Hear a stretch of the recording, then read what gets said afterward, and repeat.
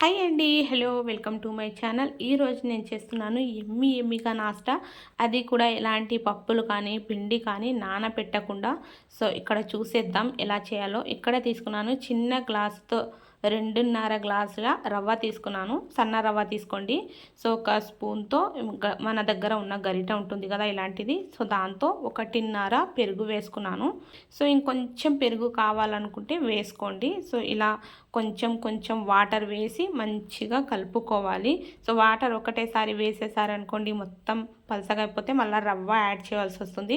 ఒక 10 minutes rest ఇవ్వండి. ఆ 10 మినిట్స్ లోపు ఇక్కడ 2 చిన్న సైజ్ ఆనియన్, కొద్దిగా గ్రీన్ చిల్లీస్, కొద్దిగా కరివేపాకు, కొద్దిగా కొత్తిమీర, ఈ 4 ఐటమ్స్ సన్నగా కట్ చేసుకొని వేసుకోవాలి. 10 మినిట్స్ అయిపోయింది. ఈ రవ్వలో వేసుకుంటున్నాను. వేసి ఒక్కసారి కలుపుకుంటాను.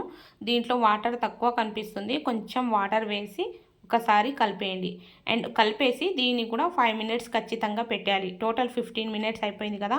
5 మినిట్స్ తర్వాత తీసి దీంట్లో కొంచెం ఉప్పు, కొంచెం పసుపు వేసి కలుపుకున్నాను. అండ్ దీంట్లో కొంచెం వాటర్ వేసాను. మరీ గట్టిగా ఉంటే మనకు ఈ నాస్టా రాదు, చూసుకోండి.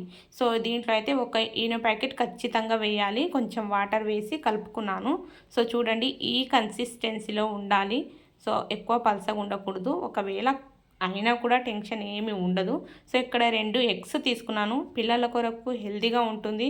సో విడిగా చేయవలసిన అవసరం ఉండదు. మంచిగా బీట్ చేసి వేసుకున్నాను. కొంచెం ఉప్పు వేసుకోండి ఎగ్స్లో. ఇలా మొత్తం కలుపుకున్నాను. సో ఇప్పుడు దోశ పెనం అయితే వేడిగా అయిపోయింది. దీనిపైన వేసుకోండి. కొంచెం లావుగా వేసుకున్నా పర్వాలేదు, కొంచెం పలసగా వేసుకున్నా పర్వాలేదు.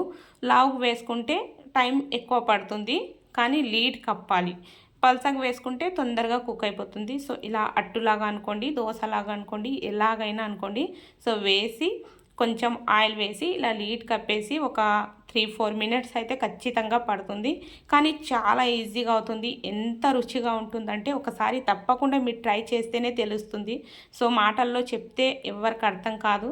ఒకసారి తప్పకుండా ట్రై చేయండి. కొంచెం లావు వేసుకున్నా పర్వాలేదు, ఈజీగా కుక్ అయిపోతుంది. సో లావు వేస్తే కుక్ అవ్వదనే టెన్షన్ ఉండకూడదు. సో ఎంతో ఎమ్మీగా టేస్టీగా ఉండే రవ్వ అండ్ ఎగ్స్తో మనకు ఉదయాన్నే ఎలాంటి పప్పులు కానీ ఏది కానీ నానబెట్టలేదనే టెన్షన్ కూడా లేకుండా ఇలా పిల్లలకు చేసి ఇవ్వండి. వేడి వేడిగా అక్కడ తింటూ ఉంటే ఇక్కడ చేసి ఇవ్వచ్చు. నేను వేసుకున్న రవ్వకైతే 3 పెద్దవాళ్ళు ఈజీగా తినేయచ్చు. సో 3 ఖచ్చితంగా తింటారు.